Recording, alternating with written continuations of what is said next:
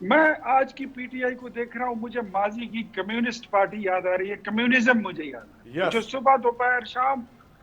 ہر وقت رات کے پہر بھی وہ جھوٹ بولتے تھے، اور ان کے فالوورز رات کو کھڑے ہو کر کہتے تھے یہ دین ہے اگر ہمارا لیڈر کہتا ہے، دن کے دوپہر 12 بجے بات جب وہ کرتے تھے وہ کہتے ہیں کہ یہ دوپہر کے نہیں ہے، یہ رات کے 12 بجے، تو وہ کہتے ہیں بالکل ٹھیک کہہ رہا ہے۔ اس وقت تحریک انصاف پاکستان کی کمیونسٹ پارٹی بن چکی ہے، اور اگر میں مزید اس پہ آپ کو روشنی ڈالوں تو یاد رکھیں کہ دس از دا لیگیسی آف ہٹلر۔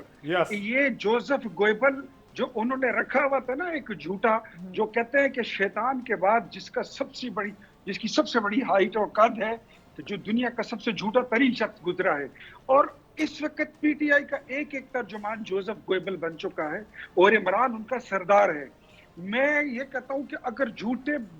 بولنے والوں کے سینگ نکلیں گے نا تو پی ٹی آئی والوں کی 12 چلیں سر سینگیں ایسی بات بھی نہ کریں، اختیار صاحب دیکھنا پھر ایک دم سے اتنا ایکسٹریم لیول پہ بھی کامنٹ ایک دوسرے کو نہ دیں، پھر دیکھیں جب وہ آپ کے بارے میں بات کرتے ہیں آپ لوگوں کو بھی برا لگتا ہے۔ ہاں نہیں مطلب کسی کو اس طرح بھی نہیں کہنا چاہیے، آپ بھی ان کو نہ کہیں، وہ بھی آپ لوگوں کو، پر ٹھیک ہے آرگیو کریں آپ لوگ دلیل کے ساتھ، میں سوال کرتا ہوں آپ کے مطلب سامنے رکھتا ہوں کسی سے اس طرح ملا دینا یہ بھی دیکھ غلط بات۔ ایک صوبے کا بتا دینا، ایک صوبے کا وزیر اعلیٰ وہ کہتا ہے کہ میں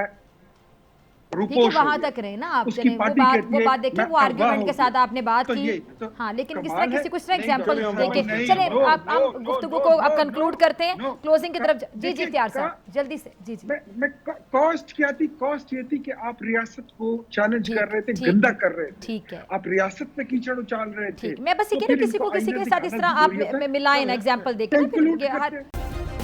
سبسکرائب کریں اور بیل دبائیں تاکہ کوئی خبر رہ نہ جائے۔